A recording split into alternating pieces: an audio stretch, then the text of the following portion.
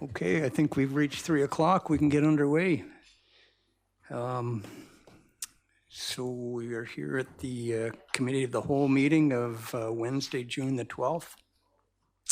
The meeting is being held on the traditional lands of the Shishla Nation.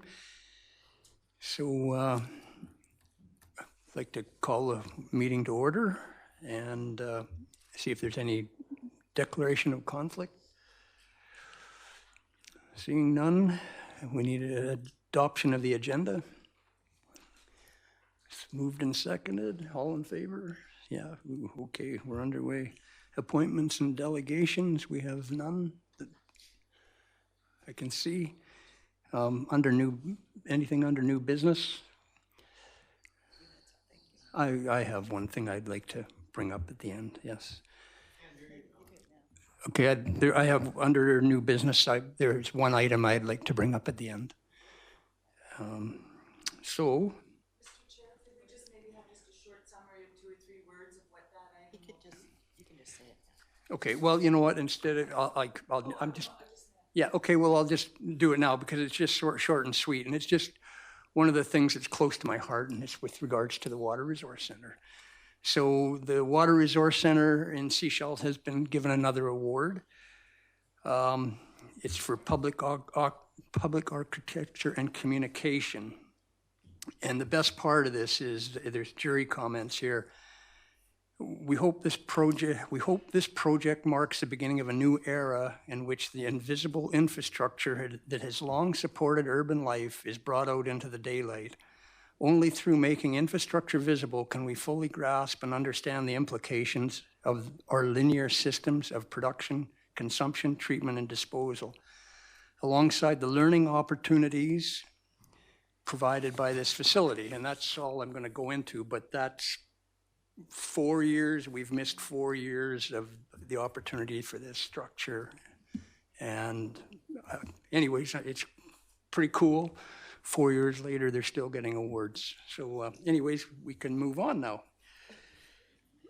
So, and then, well, I guess the other thing while I'm on that is that I would like that brought forward to the next council meeting under correspondence for the next council meeting. That would be great, thank you. So we'll start off with the service budget process review. Where are we at here? Page 2 to 5. That the report from the Director of Corporate and Financial Services dated May the 29th, 2019 regarding budget process be reviewed or be received. First and second, all in favor? Okay, away we go. All right. Yeah, so do we have something from the Director of, take it away. Thank you, Mr. Chairman. The purpose of this report is really to go over the budget process for 2019, just really briefly, and to seek direction from the committee as to whether you'd like to see any changes for the 2020 budget season, which we're kicking off, probably end of this month. For us, it's a 12-month process, really. So the provincial legislation, this is basically the rules we're under. So it says a municipality must have a financial plan. It's adopted annually, and it must be done before the property tax bylaw is adopted. And the property tax bylaw must be adopted prior to May 15th. So that's where the May 15th deadline comes in. And the other piece of legislation is the council must undertake a process of public consultation regarding the proposed financial plan before it's adopted. The Act does not go into what public consultation means or how much or what you need to do, specifically just that public consultation must occur. So when it occurs, how it occurs is completely up to us. That's the only legislation we're under, so anything else we do is really up to us and our process and our timing. So the budget deliberation process, I specifically put in the deliberation process in the title there because for us the process of course starts in about July of the previous year, where the managers are sent the guidelines and asked to start thinking about their budgets, start thinking about what they need to do, start putting together business cases. They work on that through the summer. In September, we gather it all together in finance, kind of compile it, see where the totals are. Usually it's too much. Last year, if we had brought what was requested, it probably would have been in the neighborhood of about a 25 to 30% tax increase. So we say maybe that's a little too much. We send it back, do some more fine tuning, then comes back. The senior management team looks at it in about October through November.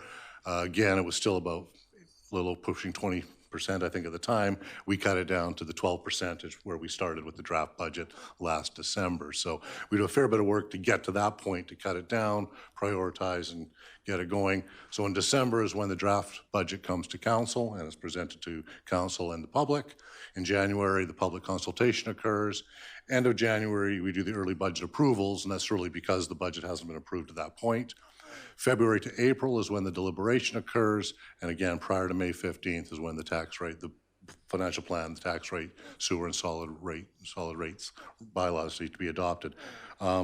If we were to stick with the December timeframe, certainly the council deliberation portion could be shortened up.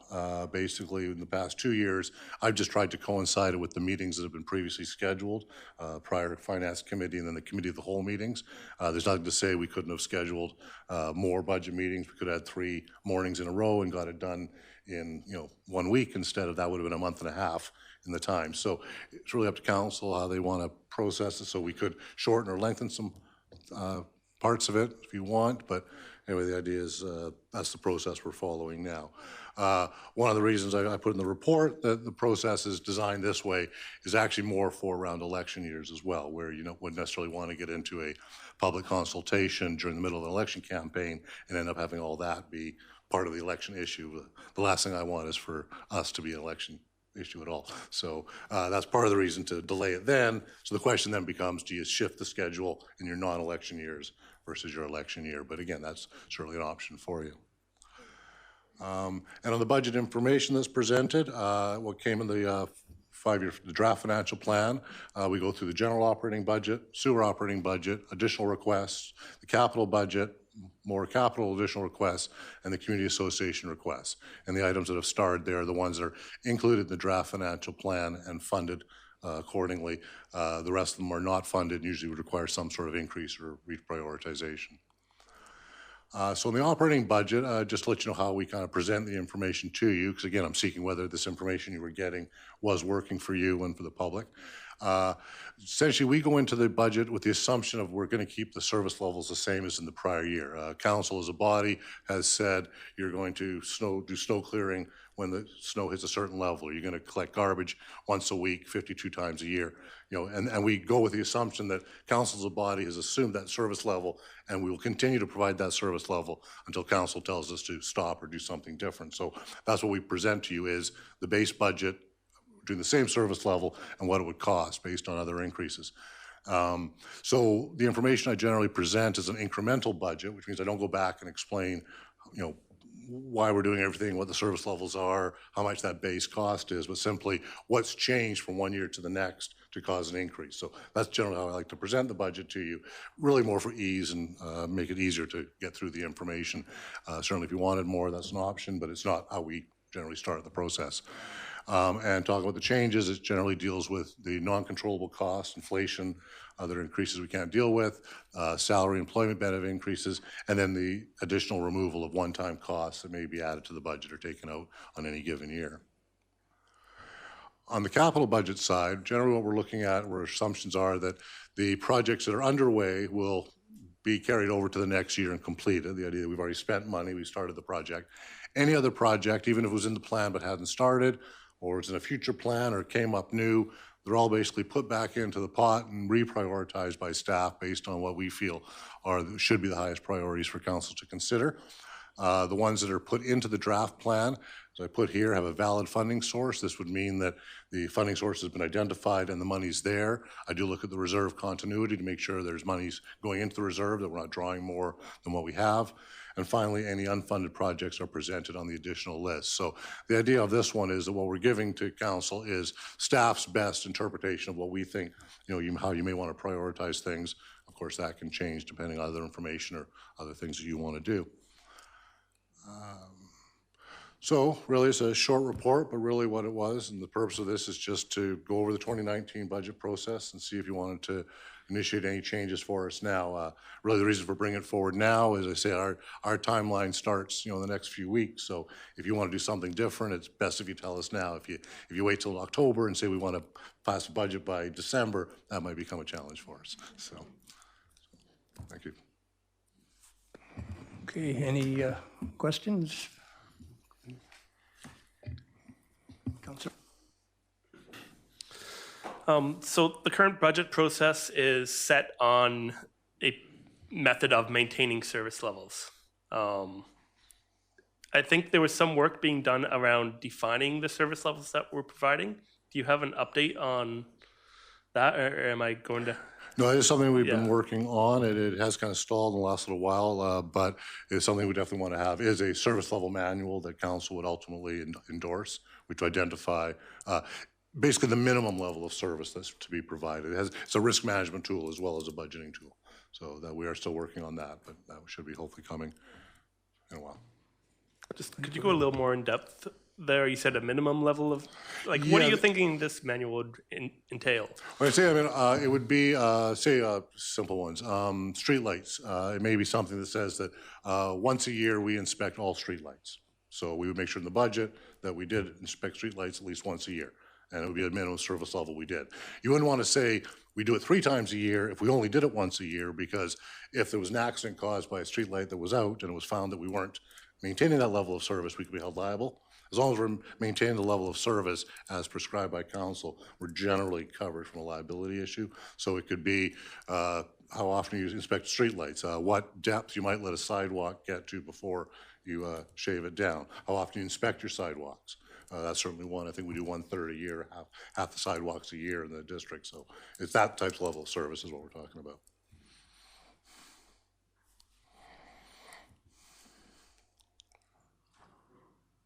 Councillor Rowe?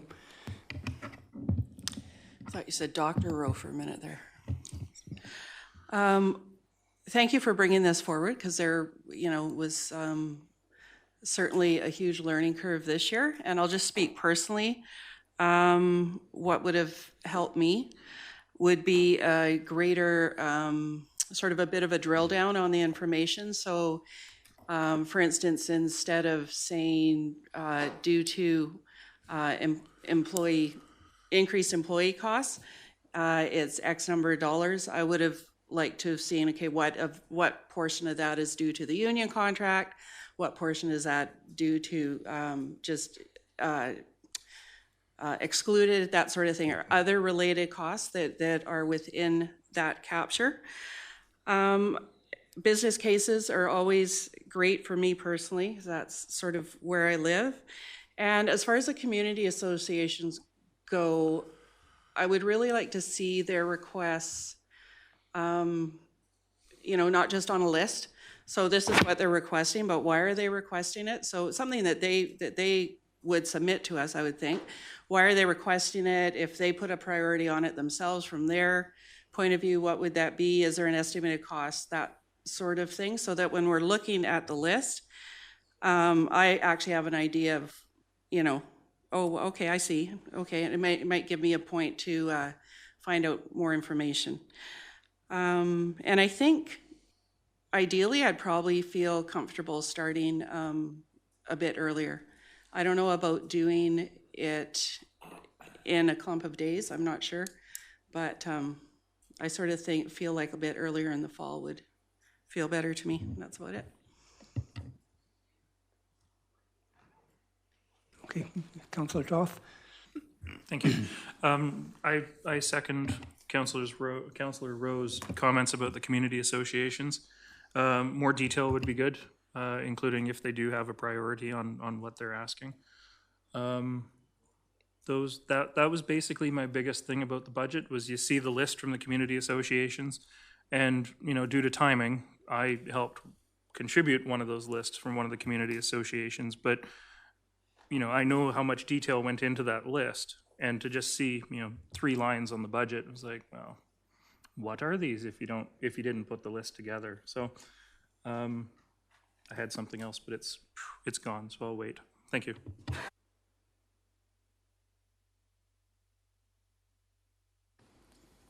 Councillor McLean? Okay, so we've had a similar discussion with the community associations at our last meeting. And I believe one of the needs that they identified was to look at all the capital projects in their neighborhood that are being proposed by the district and that they're bringing forward. So I'd like to see some kind of meeting set up with the community associations where we can discuss what we will be building in their neighborhood in the upcoming year.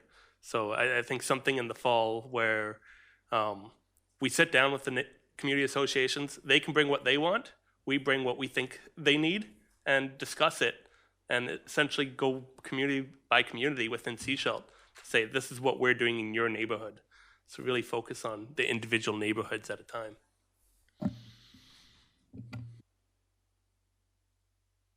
Councilor, or Mayor Siggers. Okay, I'm going to address that one first. There are some benefits to that, and there are some drawbacks to that. And I've actually, I think it was the West Sechelt Community Association meeting, where I indicated that there are some times when we're looking more long-term, and pieces that we're doing fit into the long-term strategy may not necessarily even be on their radar. So there's rationale sometimes for why some of the things are going forward as they are and being brought forward by staff.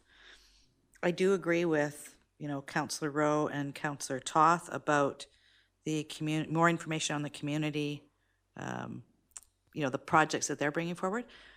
Again, with a list, doesn't mean anything to us, right?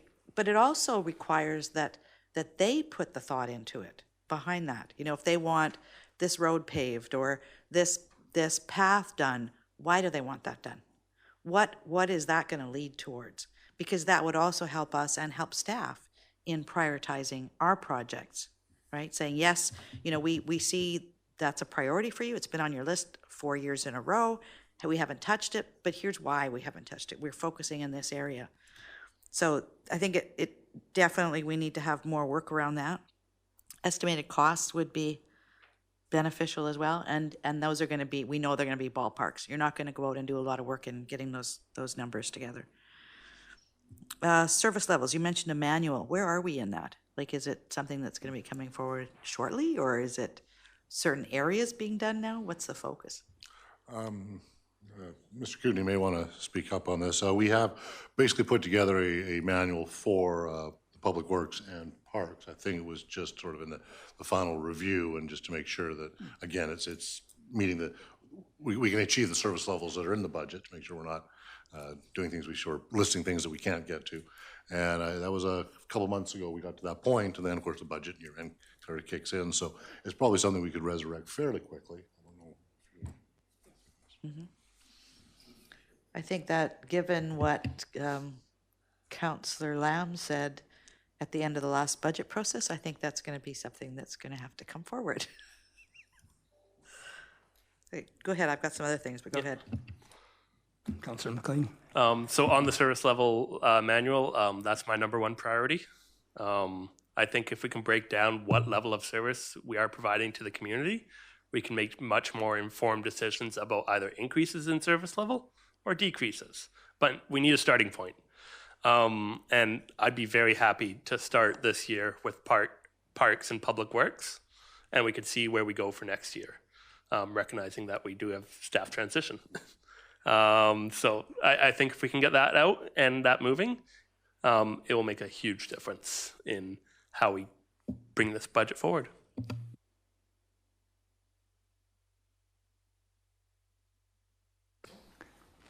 Mayor Okay. Siggers. I think we should get our communications department involved this year. I understand what you guys are bringing forward, but I have a bit of a background in that. It's not necessarily clear to the community. One of the things that we saw a lot of, confusion around is capital versus operating, right? We saw that when they said, well, we cut this stuff, a lot of times it was capital projects. They didn't recognize that it's not going to reduce the tax increase. They didn't understand that. So there's a little bit more basic information, I think, that needs to be brought forward so that the community can actually follow what we're doing inside of that. And I think if we get communications involved with that, given it's outside of finance, it actually might assist in bringing some of that forward. Business cases, I agree. Then, what I noticed in the budget when it came forward was we were looking at, we just assumed we're starting with this number, right? So your service levels, I get that. But we didn't actually have any numbers. We had an increase, right? So we're increasing wages, we're increasing this, we're increasing that, but not actually any numbers that we started with. So that when we, down the road, as we started changing things, we couldn't actually go back to the beginning and say, okay, this is where we started from. Now where are we? And what's happened along the way? Because we were always only playing with the increases. So I think if we can have those beginning numbers as well, that will help us down the road. So this is where we ended up last year. This is what we spent in whatever it is. And now we're adding this piece for, employment, or the employees, like Councilor Rowe said. This is our contract, right? And we're adding 2 more employees. Okay, great. So if we take that one off, we can still go back to where we were last year and see what those increases are. That piece was a big missing for me in this last year. And then I think the other thing you're looking for is, when do we want to have the budget complete by? I would personally, I'd like to keep it this year to the May 15th, but take the extra time that we need in identifying and putting this process in place for this year, so that as a council, we're comfortable with the numbers and how they roll out, and we can see that the community's in sync with us going forward. Then once we've got that process in place, then next year we could move it up where we have the budget complete by December. But then we've got the steps that we as a council are comfortable with and the community is comfortable with in making sure the information that's put out is sufficient for everybody to kind of follow along. That's where I'm at. Thanks. Councillor McLean. Mayor Seegers, could you go into more detail about why we should move it forward? To me, the current May 15th deadline is working fine. Okay. So you'll notice in the package on page 4, right at the top, late January, early budget requests. This is required to allow certain projects to begin prior to the final adoption of the financial plan. I know that one of the issues we have as a council, and it came up again this year, was that staff come forward with early adoption. Like, they want us to approve some of the projects so they can actually start working on them, but we haven't actually approved the budget. And this actually is a lot of the capital items, which ties into, it impacts the whole thing. So if we actually move that up to the end of December, we don't have early budget requests because the budget's approved the end of December. And then they go, beginning January, they have everything approved and they start moving forward. That's why. Councillor Toth. Except in an election year, when it would then have to be pushed back out again to make sure that new councils coming on board had time to review and discuss and educate themselves, right? Maybe. Just as a bit of a follow-up to that, I worry about the bouncing a date around like that. Consistency is key, especially not everybody communicates instantly. And so I think whatever we pick, whatever route we go, we should try and make sure it's capable of being that way, sort of in perpetuity, so that we don't have to, oh, well, this year and next year it's going to be, town hall is going to be in November, but the year after it's going to be in January or February, and then it'll be in November again. Sometimes people on the coast don't get the news very quickly. Yeah, that's all I have to say about that. Mayor Seegers. That's something we'd have to give some thought to.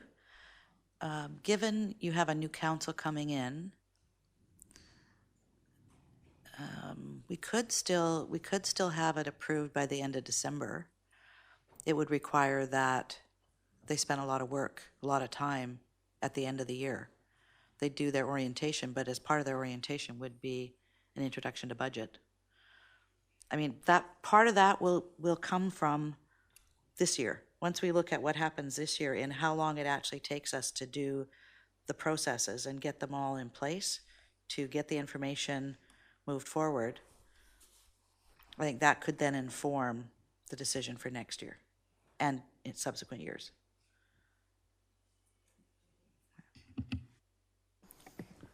Yeah, I think as a new council member, having just the manual for the level of service stuff, so that coming in, I had an understanding of what that basic level of service was, would have been huge to help me accelerate my understanding of the budget process and move things along a lot faster.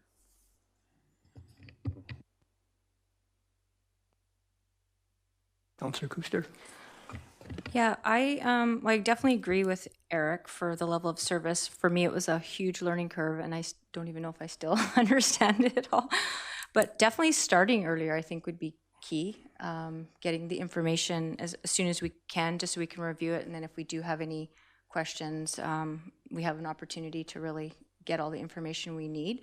I felt like sometimes we maybe felt a bit rushed, and we were pushing things through that maybe we shouldn't have, or didn't have enough information to make those decisions properly.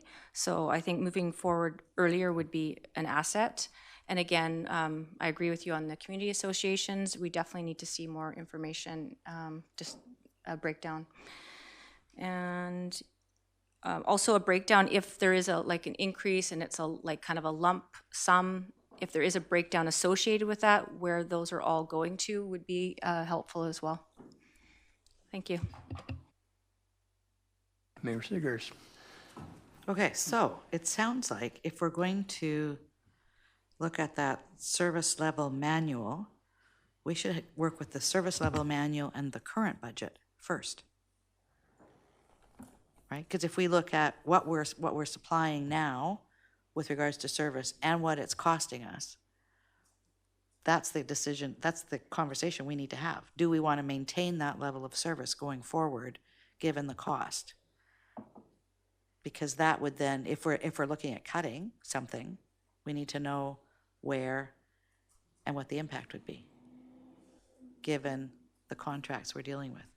So that would probably be before the end of the year.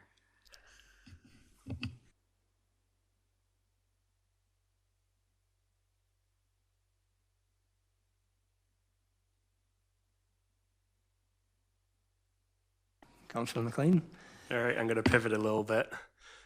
Just quick note, I finally found my minutes from the meeting with the community associations, and the request was with referrals for budgets, so listing what we're doing in their community. So maybe it's not a meeting, it's just we can get that information out to them, and then they can provide the feedback back to us very early in the process. And I think that's particularly around capital projects within the neighborhoods. But my real point is long-term planning. We have a 5-year budget that we pass every year. I want to see us move to a true 5-year budget, not a budget that we commit for 1 year and then kind of just leave everything wishy-washy for the next 4 years. And I think the key missing point that we're doing right now is staffing. We need to take a serious look at what staffing changes we might have over the next 5 years, so we can understand what's coming up, what departments might need to grow in 2 years. I think right now a lot of our staffing changes are made 1 year at a time. I want to think a bit longer term. If we need to add staff 4 years from now, let's put it in that budget 4 years from now. But we have that in mind, that we may be able to increase service at that time 4 years from now. And I think that will make having some of these discussions around service levels more valuable, because we can see where we're heading within staffing levels.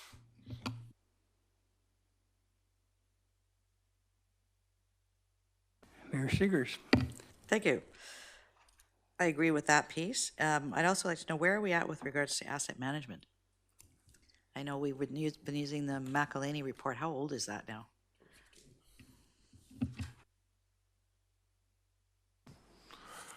As far as the asset management program goes, we're still hopefully we're very soon going to be finalizing the inventory in the GIS system, which allows us to have all the assets in one place where they're easily accessible for our depreciation calculations and what have you. We are using work orders a little bit in public works and parks just to track the cost of work. Well, the next piece is once that inventory is done is to be able to actually have work orders against the assets and be able to track the work done against those assets. That's probably a ways off at this point. I would say, end of this year would be surprisingly good if we could get that done. As far as the other side of it, which is like the McElhaney report, I believe Public Works is planning for next year to put in a request to have the pavement quality index redone for all the roads, basically to update the McElhaney. I believe it's a 5-year report, or at least 5 years old, and it had a 5-year plan within it, and so it was to be updated next year and then come up with another plan. I believe that's their intention, is to request next year to have that done.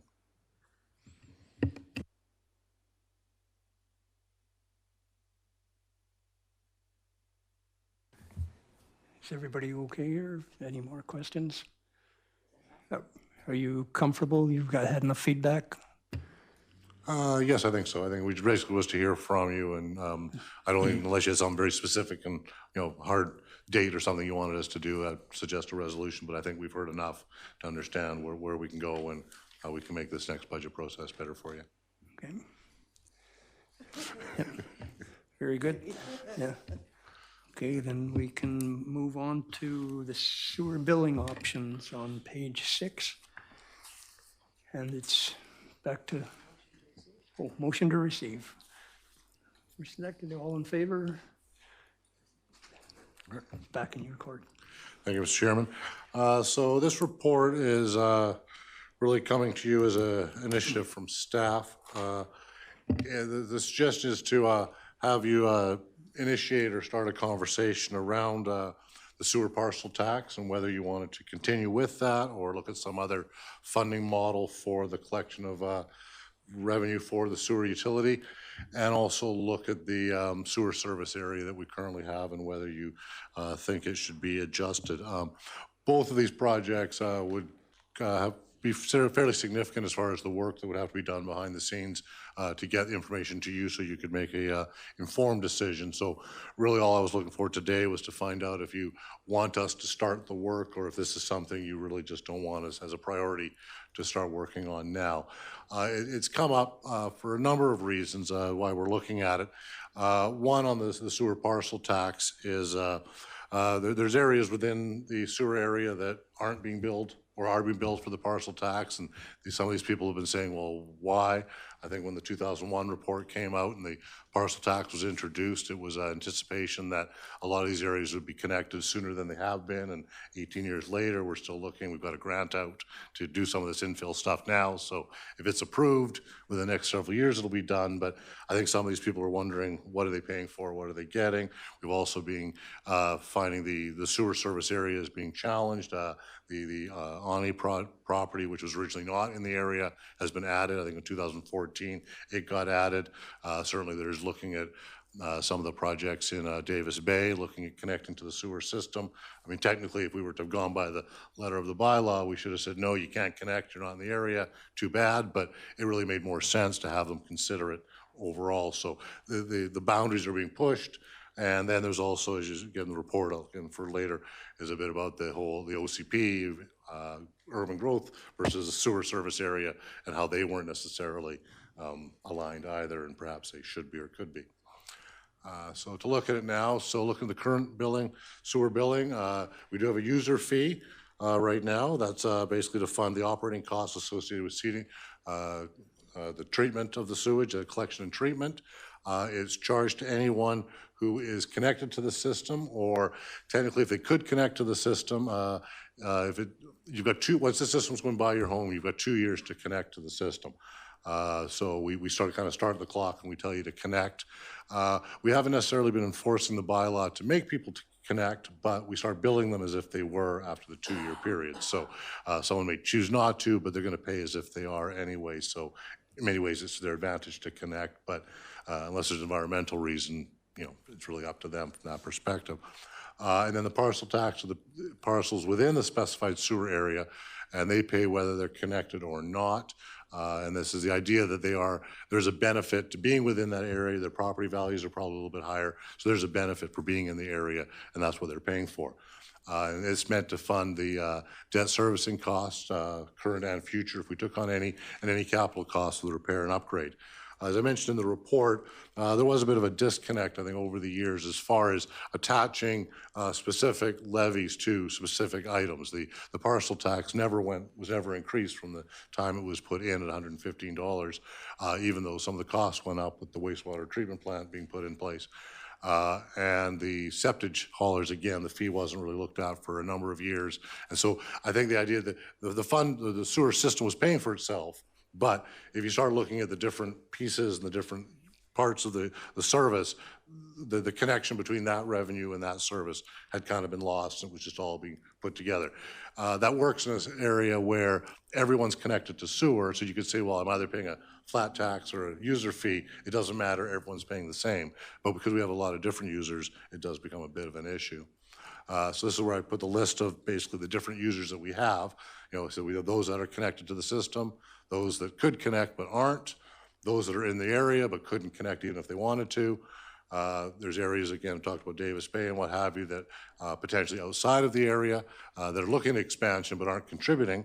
And then, of course, there's the areas outside, in the further outlying areas of the district that likely aren't going to get any sewer in the next foreseeable future. So although we have those very distinct users, we also have the distinct payers where, again, the people on user fees are a different group of payers than the people in the parcel tax area, different user payers than the overall taxes as a whole, or the district as a whole. So there's, again, some disconnects in trying to balance the benefit people are getting to what they're actually receiving or what they're paying for. So I went back and sort of started looking at some old reports that we had, and did find that report from 2001, the Sussex report. It had laid out a number of options. This is when we had multiple sewer service areas, some were overlapping. Just like the reason I brought that report forward, I certainly understand that a lot of the assumptions and information in there is outdated, needs to be updated, but I felt it gave a really good description of the various options and the rationale for using one over the other. So that's why I presented it, was really as a starting point to sort of, as an educational tool for all of us to see why you might want to consider one option over the other. And so I see these as really the four options that the committee could consider, is going with a user fee only and having no taxes and only those connected to the system pay it. Go with a user fee and a parcel tax within the defined sewer area. You could do a user fee and an ad valorem tax, basically a mill rate attached to the assessed value within the sewer area only, or do the user fee and then do a district-wide environmental tax. And this would be the idea that everyone in the district benefits from a sewer system in general, even those where you could say, although the system will never come out to their area, some of the rural areas, they're allowed to remain rural and larger lots because we have a sewer system that allows for concentration of people in another area. So you could argue that the an environmental tax, everyone benefits by having a sewer system, even if you're not actually directly connected to it. So it's really comes down to more philosophy and how you view the benefit versus cost side of things. So those are kind of the four options that I think could be considered. And finally, looking at the sewer service area. So this is kind of, I'll say, a rough map.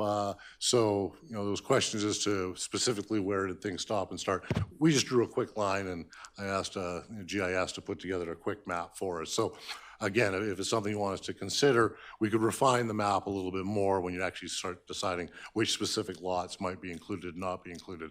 You can see in the above Davis Bay there, we cut it across the airport property, assuming that the LR lands above it wouldn't be included. But again, it was a rough line drawn. So don't treat this map as being the gospel. This is what we're doing. It was just kind of the general idea here. So as you can see on the map, that teal area, the blue area, is that's the current sewer service area. So those are the properties that are in it now and are paying the parcel tax. The areas in that pink, basically East Porpoise Bay, and then the Davis Bay, Selma Park, Wilson Creek area are the areas where there has been pressure to expand, and likely it would make sense to expand. They were included in the OCP is the secondary growth areas. But that's excluding those areas in purple. So those areas are the areas that would not be included in the area and be outside of it. And so the real difference here between it and the OCP is, as you can see, Tuonic, Tillicum Bay, and Sandy Hook are excluded.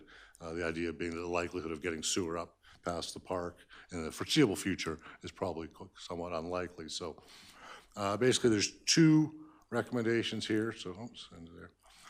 So basically, there's two things to think about. They're somewhat connected because which taxes you charge and which area are somewhat connected, but they could be dealt with differently for you. That's why I put them in two recommendations. So the question for the committee is really, do you want us to start on a project to look at investigating the feasibility and impact of potentially different sewer billing options, and would you like us to initiate a process to look at adjusting the sewer service area? Thank you. Councillor Toth. I made a few notes over the weekend. Generally, I don't think there'd be a whole lot of appetite for option number 4, which would be a district-wide environmental tax.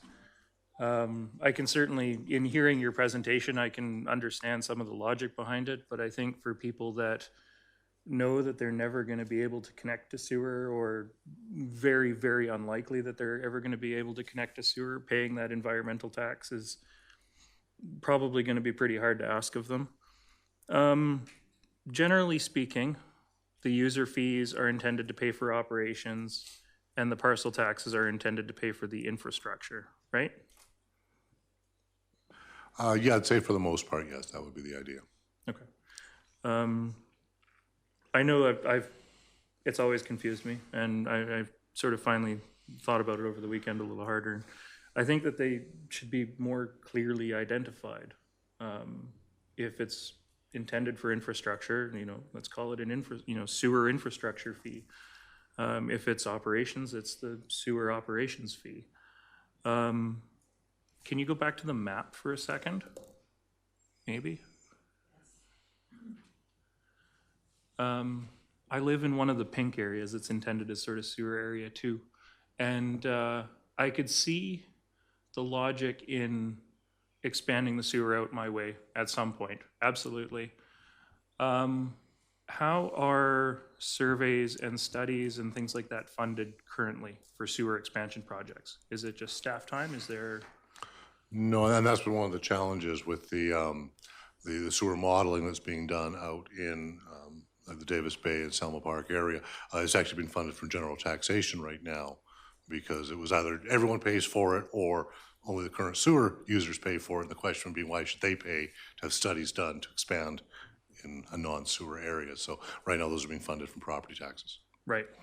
And so as a resident in sewer area 2 on this map, I could see paying a small fee yearly to cover off planning, survey, things that need to be done for the eventual expansion of sewer into my area, at which point then I would be paying infrastructure fees and operations fees. But I just don't see option number 4 being very widely accepted. Thank you. Councillor McLean. So a question for staff. Is there an urgency to this decision? If so, what is it? No real urgency, except that if you wanted it in for 2020 billing, it would have to start probably in the fall to get the public process completed to allow us to do it. So that's really the only urgency, is when we start to when you would like to see it in place. If we started it late in this year, it probably wouldn't be in place until 2022. So no, there really isn't no specific urgency. We certainly have been getting, say, people kind of complaining or questioning, what am I paying for? What am I getting? And that disconnect between the fees. Even right now, the parcel tax isn't paying all of capital. All it's funding right now is the debt servicing on the wastewater treatment plant. So if we were to go to that model where it was paying for all capital, I'm sure we'd have an outcry from those people that are paying the parcel tax, saying, why is it my parcel tax gone up again? And my rates possibly went down, but it's different users. So that's the challenge, but it can wait. So to me, this is a fairness issue. How do we apply this tax in a fair manner, and what is fair? Because right now, the overall sewer budget is being covered between these two fees. It's just how they are broken up and how we deal with some of the other stuff like expansion. I asked urgency because there's a lot of missing pieces here. Where do we want to put our urban containment boundary? Do we want to make any changes to that? Where is our liquid waste management plan? Where are the plans that we do our long-term thinking of how we manage our sewer system? Without those, I don't think we should be making drastic changes to how we are charging for it. I think we need the plan first. Once we know where we're heading, then we can change the fees to be fair to reflect that plan. But at this point, I don't think we really have a good idea of where we're heading with our community-wide sewer system. And I really want to see some of those more fundamental pieces developed first before we make these changes. Councillor Rowe? I concur with Councillor McLean. I think doing all the work that would be required around this is a bit of putting the cart before the horse. And I think we need to do, I mean, we keep coming up against comments around the OCP. And I think until we actually do some long-term planning, I think it's a bit putting the cart before the horse to look at this. Mayor Sagers? Thank you. So that begs the question, where is the sewer functional plan? Like, where are we at with that? With regards to liquid waste management plan, a couple of these have been on the books for over a year now, at least, probably a couple of years. And the big question, I think, that would push forward this billing is, what are the capital outlays we're going to have to be doing over the next while to incorporate the areas that are potentially going to be added in? I know we've got some developers who are looking at building sewer lines for us. We do need to address the piece around the parcel taxes and user fees for those who are already connected, for example, and aren't paying. That I think needs to be, but that's a minor adjustment. Just change our map at this point for the sewer functional, specified sewer areas, right, is what needs to be changed. That would bring those into pay for the service they're already getting. But the rest of it, I think we need to see where these plans are, bring those forward. All are going to require public consultation. So that will help inform what we're going to have to gather money for. Are we going to need to expand our wastewater treatment plant or, our water resource center? Is it going to have to be expanded in the next few years? Are we going to keep more people on septic? The other piece that'll come into play in there too is what's going to be required to upgrade our dusty road site, right? What's going to have to happen up there, and where's that money going to come from to pay for those upgrades? Again, that's background information I think that needs to happen before we can go ahead and do this. Is it important to do? Yes. There are lots of people in the community who don't feel what we're doing now it's fair. There were some changes made a few years back, and they're not happy. I know you hear from them, I hear from them, I think all of council hears from them. But we can't just go and change something now because we don't know where to change it to. So I guess I'd look for an answer to where are we with the sewer functional plan? What kind of timelines are we looking at for the liquid waste management plan, et cetera? If I may, our consultant is working as we speak on both of those plans, the liquid waste management plan stage 2 and the Davis Bay Selma Park. We should be having public consultations later on in the fall, as well as the programs will be, and the plans will be in front of council by the end of the year.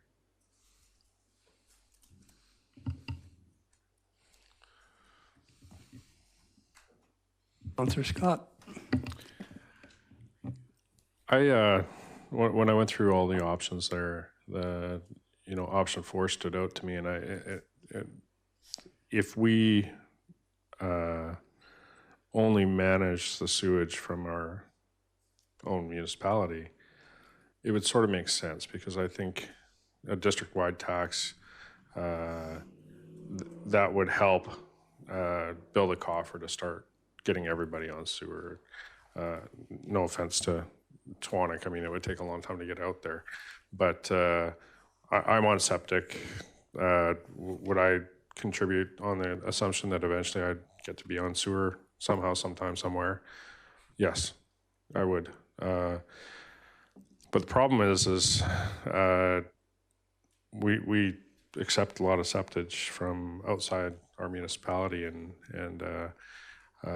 so that money for infrastructure costs and the pay into expanding the water resource center if we ever need to, and stuff like that. There's no contribution from outside our municipality towards that, so it kind of blows that out of the water. And so it sent me back to square one, but it doesn't add funding for us to add those sewer needs that we do need.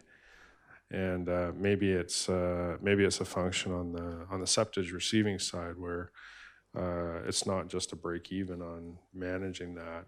There is a plus side where that extra funding could start going into an infrastructure piece.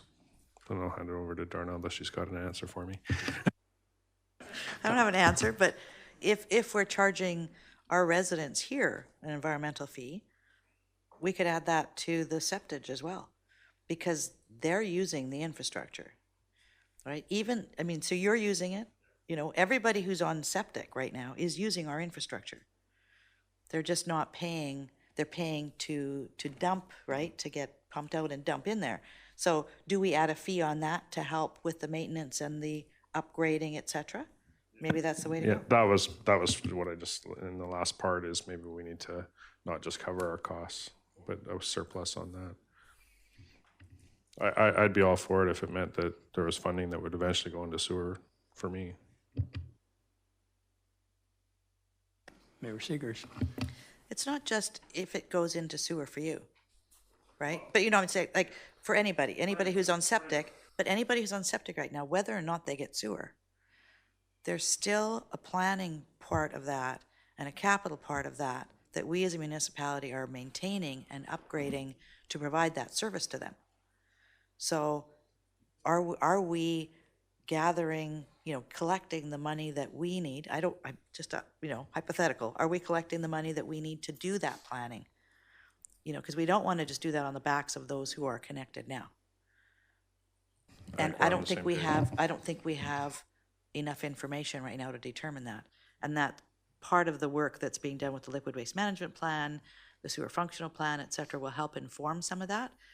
I know we did a lot of work this year in starting to separate out septage from sewer, so we can start getting better handle on that. I think there's more work to be done there. What about collection? What about, right, it's collection and treatment? And, are our neighbors, the In Sechelt Nation, are they paying their share? What is their plan for going forward? We know that they've got some plans for additional residential units. They've got a bunch more commercial units coming in. What does that look like, right? So there's a bunch of work to be done on that to be able to inform this. But then we will need to come back and do this work.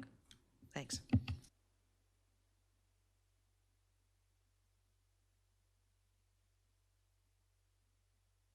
I've just got a wee tidbit that there's approximately 18,000 users outside the district of Sechelt that use our water resource center.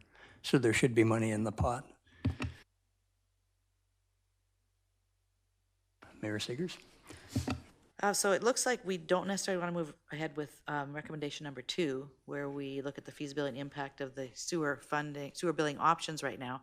But number 3 would address the specified sewer areas. Is that correct? So I'd move recommendation number 3 as presented.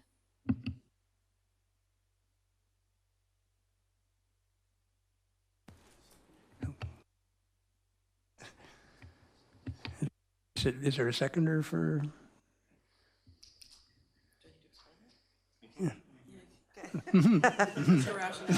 Okay. So currently, So right now, if you, let's see, where's the map in here? Okay, if you look on page 12 in our agenda package, this shows our urban containment boundary. Is it West Porpoise Bay? No, East Porpoise Bay. They are connected, but they're not paying right now because they're not in this specified sewer area. Is that correct? Not all of East Porpoise Bay is up to the Ani property, but not beyond that at this point, so I Yes. understand. If I can add, it's up to Ani, but we did run into issues around the fact that the boundary wasn't expanded. We're dealing with some industrial projects up there. We've requested them to be serviced. They want to be because they want to get in a smaller lot size. And then we hit them with, oh, and by the way, you've now got to go into a sewer service process to get the boundary expanded, when it was kind of us who was suggesting we should be. So on some of those areas, there really should be a reconciliation around what that boundary looks like. It's not necessarily, it's not going against the OCP policies or bringing in new areas that weren't contemplated. Those have been in place. It's just that we've got a disconnect, as Mr. Stewart has mentioned, between the urban containment boundary and our service area, and so that's one area where it's really out of whack a little bit. Councillor McLean? Sorry, yeah, I just wanted some clarification then. So if we look at number 3, it says area to include East Porpoise Bay, Selma Park, Davis Bay, and part of Wilson Creek. They're not all connected at this point. There are plans to potentially connect them. If we add them in now, do they start paying right away? Like, how is this going to impact those who aren't connected now if we add them in? If we were to actually ultimately include those areas, then yes, they would pay the parcel tax.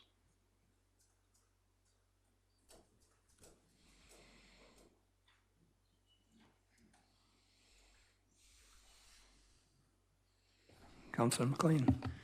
Could staff confirm that everyone currently connected to sewer is paying both the parcel tax and the user fee? I'm going to say yes. I'm hoping there's not one or two properties out there that we'd find, but the intention would be that everyone who's connected pays both the user fee and the parcel tax.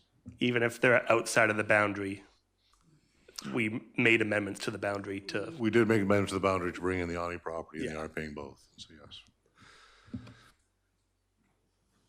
Is the hospital connected? Hospital are connected, they pay They a do not pay separate, parcel tax. we send them a bill, not a parcel tax, no. That's right. So they don't pay user parcel fee. tax. They're the anomaly to that one. So we do need to adjust the sewer service area to include properties that are connected but not necessarily currently in the sewer specified area. That's correct. And I'd like to suggest that we even expand it further to those that we are imminently going to be connecting based on some of the development plans, being Davis Bay and what have you. How long does it take to, so this won't take effect this year. Will it take effect this year? Not for No. 2019, it could for 2020. For 2020 parcel tax, if we were to get the boundary in place prior to the billing of 2020, yes. So could we address this again in the fall, when we know what's happening with these developments? I mean, my concern is, you've got Davis Bay on here. Davis Bay, there's a proposal to potentially put sewer in there, but we don't know if that's going to happen at this point.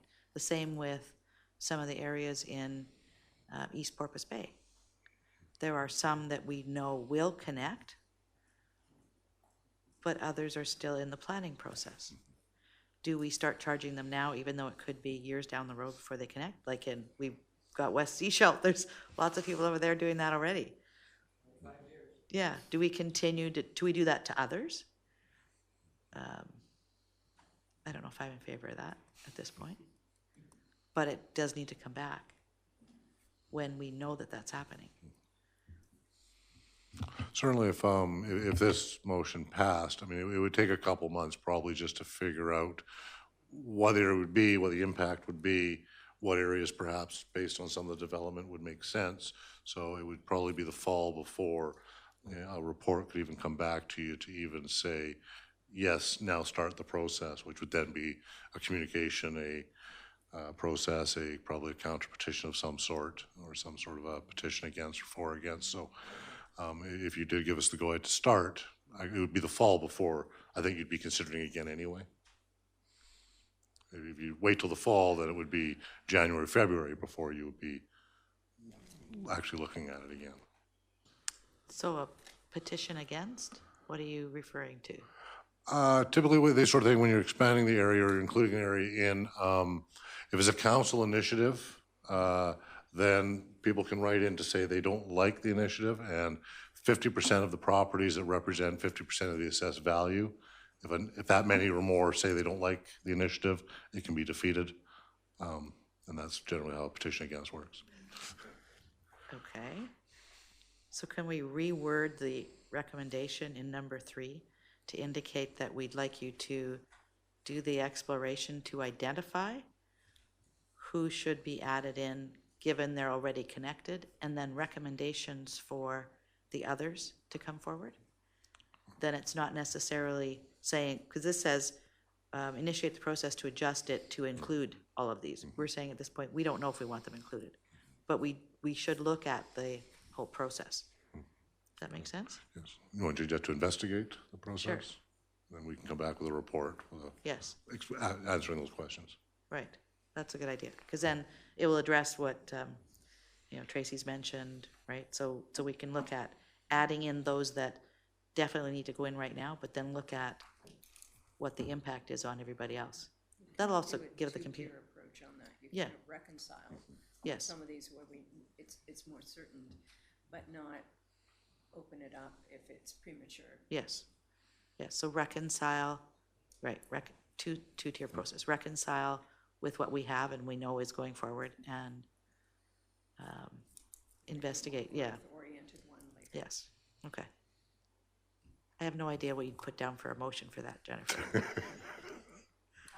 looking forward to it.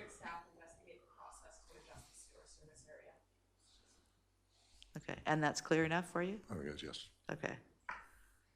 Okay, do I have a seconder? Somebody gonna move that one or second that one? Okay, second is all in favor? Oh. Councilor McLean. I'm having a hard time wrapping my head around this. So in order to charge parcel tax, we need to modify the boundary, do we not? That is correct. We do need to modify the boundary because the bylaw simply says we charge the parcel tax for all properties within the sewer service area. So, and we made an exception for Ani. Like, I'm looking at the map here, and there's a little chunk of blue within the pink. Yes. Can we not do that?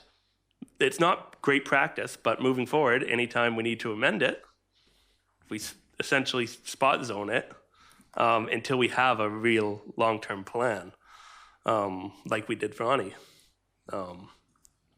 And I don't understand what... We don't have an issue currently. As you said, everyone's paying it, or pretty much everyone's paying it that's currently built. It's only future developments that we're concerned about, correct? Essentially, yes. Except we're investigating those areas now, so we are spending money in those areas, if you want, using property taxes. At this point, I'm not ready to vote for it. I don't I understand guess- it. We can put this off to the next meeting. We need more discussion on this proposed motion, so I'm not ready to support it today. Councilor Seegers. Thank you. So there, we do have a business park that's moving forward in East Porpoise Bay that is currently not in the sewer specified area. So they would not pay. And do we even have to have them connect at this point? Or could they actually just go put sewer in? They could put septic in, but they want smaller lots, more lots. If they want to do that, they have to be in the sewer specified area and be paying the parcel tax. So there are some that are actually on the books right now that would be impacted if we don't move this forward right now. But it wouldn't necessarily include places where it's premature to move it forward. So it'd be minor changes, but there are changes that at this point would impact some of the developments on the books.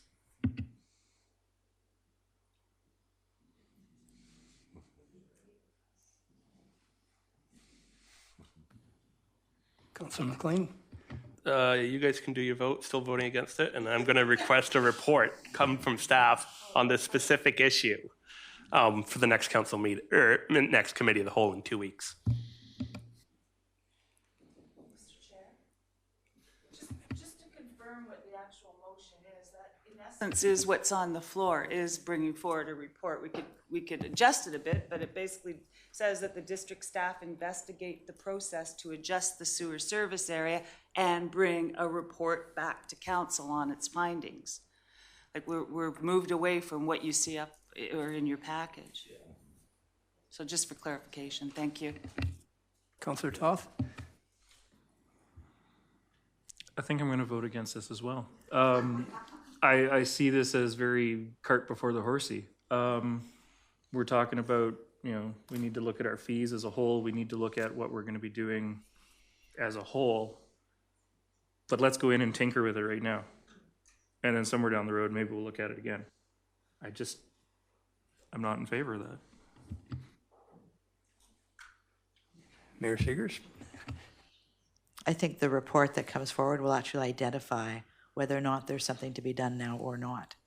So staff will actually do the work to say, yes, these should be added, or no, you can just leave it as it is for now going forward, or this is the impact of making these changes. So I just think it's, at this point, we're looking for a little more information. Councilor Rowe? There's so many things going on in my head right now. First of all is that I'm trying to balance the fact that residents in West Sechelt have been paying for, sewer when we're not even sure when the rest of that is going to happen, and balance that again against, in fairness, well, if they're doing it, why shouldn't everybody that might get sewer one day do it? But the other side of my brain is saying, but if it's not right in West Sechelt, then why would we look at spreading that love around? But I will support, because it's a report, and as opposed to initiating the process, that I would not be ready to do today, but I will support the motion because it's more information, and that's what I need in order to make the wrestling stop inside my head.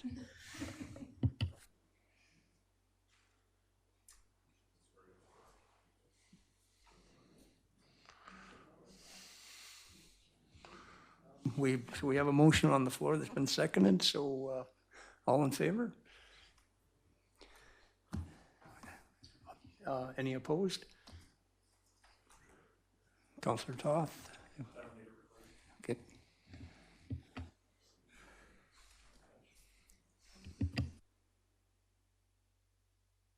We can move on to unsustainable development goals. No. Hey? What? UN. Unsustainable. Well, you know what? I have my own interpretation. Look at poor Tracy. She's only got 2 weeks left. Yeah. Jesus. Okay. Next time we got to put periods in. Okay. Well. God love you. Ms. Corbett. Motion to receive. Yeah, motion to receive. Okay, all in favor. Okay, here we go. Thank you, Mr. Chair. To clarify, this is the United Nations Sustainable Development Goals. We already got on. So, yes. And the reason this is before you, it's just an information item of Mayor Seegers, Councillor McLean, and myself attended a workshop related to this and thought it would be an opportunity simply to kind of put it out there of what was happening there. and along with the 170 actions guide, just a way of informing a lot of communities that are community groups and associations that are already working on this kind of thing. But the UN goals provided a really nice framework for people to utilize. So it was really an opportunity to put it out there. So what it is, they got a globally endorsed framework from the 163 countries, which is unheard of now, on the 2030 agenda for sustainable development. And the intention of this was to provide a framework for decision-making, for plan development, for research, for governments and non-government organizations, universities, et cetera. And it was a recognition of how much of this is interconnected. So if you're dealing with public health, it has a lot of connections to environmental health, climate change, and so it was a recognition that in their deliberations that if we're going to move the needle on a lot of sustainability, we really need to look at this in a comprehensive way. In terms of local government connections, an awful lot of the broader policies would be dealt with both at global level and through federal governments. Canada does have a response to this in place done through the federal government. Local government does have a number of connections to it, a number of the goals that are there in terms of water, obviously a very large one in this community, economic prosperity, resilient infrastructure, which gets into both kind of climate proofing infrastructure as well as natural assets, sustainable cities, climate action, and marine environments. And there's quite a bit under the marine environments around the whole plastics issue. So very timely and quite relatable to our area. We do have a number of plans in place that address a number of the goals. There's certainly no shortage of planning documents. There's a significant shortage of implementation of the planning documents, but in terms of the framework, a lot of it is in place. I thought this slide was a useful one. This is from the Green Building Council, so when you hear about LEED and Green Build, that's what it comes under. But they did a nice connection of when you do energy efficient green buildings, here are all the kind of goals that connect simply to a building, let alone a neighborhood. So it shows you that achieving one goal really helps move the needle on a number of other goals. And that's certainly the intent behind a lot of the policy structure that we have in the OCP and in the Integrated Community Sustainability Plan. The document that I attached is called 170 Daily Actions. This was done to respond to the UN goals. I thought one of the nice advantages of this is it provides an opportunity for people to start taking actions both at the government level, at the group level, community level, and individual to start moving ahead on a lot of these initiatives. It's very challenging. I mean, it's hard enough when you're looking at an ICSP and trying to wrap your head around how do we start. It's really difficult when you look at something that's done at a global scale of how on earth do you start. And this particular document provides a good opportunity for people to start taking actions. And I think a real advantage of it too is it starts building not only awareness, but momentum and commitment. One of the things I found very depressing actually about reading the UN goals, the 2015 ones, is when I started my career many decades ago, we were dealing with the first global roundtable. And at that time, it looked as though most of the initiatives were really geared to sub-Saharan Africa. Most of the rest were doing pretty good, probably with the exception of Albania. But a lot of them were moving in the right direction. I think we can see through the news nowadays, and with the rise of a lot of populist governments, we've lost a lot of traction on a lot of those goals around good governance, democracy, equality, all those kind of things that we can't take for granted. So I think it's really important that people build a commitment to that and get involved. And so this particular document, I think, will be helpful for a lot of groups, particularly high school groups, as to how they start taking action and then lobbying you. So that's the intent of that. So that concludes. And any questions? Thank you. Thank you for your report. And are there any questions? Comments? Mayor Sagers. So actually, Councillor McLean introduced me to this, because he actually went last year. I didn't go last year. And this was put on by the BCCIC. It's the BC Council for International Cooperation. And what I found fascinating about this was it's a framework to actually connect various organizations who've maybe taken a particular focus. It might be gender equality, it might be cleaning the oceans, anything. But they've actually started creating a database of groups and organizations who are looking to address some of these goals. And one of the things they did while they were here was they actually added some of our own local organizations into this. So what it does is it actually is a vehicle then to have them get connected to others who are doing similar projects or different projects that could maybe accelerate or enhance moving some of this forward. So I was fascinated by it, and I thank you for bringing this forward. Councillor McLean. So I want to speak to the importance of these goals for the whole world. Like it was mentioned, it kind of started out as sub-Saharan Africa in previous versions of this. But really, every one of these goals is important in Sechelt as well. In order to have a really successful community, we need to be addressing each one of these 17 goals right here in Sechelt. So I think the document provided really does a great job of outlining individual actions, but there's also actions that we, the District of Sechelt, can take. And I'm not one to avoid tough discussions or hide stuff under the rug, so I want to go over some of my quick observations on the District of Sechelt. So there's several of these goals that, honestly, I think the District of Sechelt is weak on. We need to do more to end poverty. We need to do more to end hunger. And we need to do more to reduce inequality. These are really large systemic issues that often get passed off to higher levels of government. But there's things that we can do here at the District of Sechelt to address some of these issues. Other goals we're doing much better on. I think we are focusing on a couple of the other goals at the District of Sechelt. Peace and justice, I think, is one that we're particularly strong on.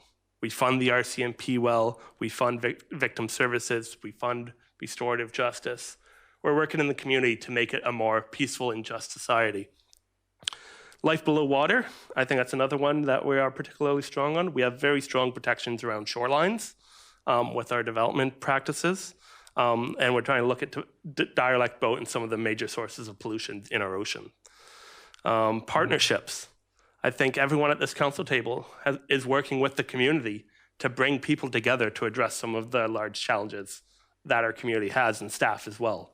They're working with the community to build partnerships. So those are three that I think that we're fairly strong on. And my last list is ones that I think we can take some good action on. The first three are very big systemic issues, but these next three are ones that I think are really within our scope at the District of Sechelt to address. Climate action. What can we do today to invest in a more sustainable future? Good health. What can we do to encourage our citizens in the District of Sechelt to live a healthier life? And responsible consumption. How do we how can we get citizens to think more about what they are consuming every day? So I think if we look at those three items 3, 13, and 12 from the goals, we can make some progress in Sechelt towards a more societal and just society where it's the kind of community that we all want to see. I think these goals are quite universal. So I hope we can keep these in our back of our mind as we move forward. I'm not making a motion or anything. It's just something to keep in mind that we do some well. We have some big challenges to face, but there all are opportunities that we can make small steps to address some of these challenges in our community.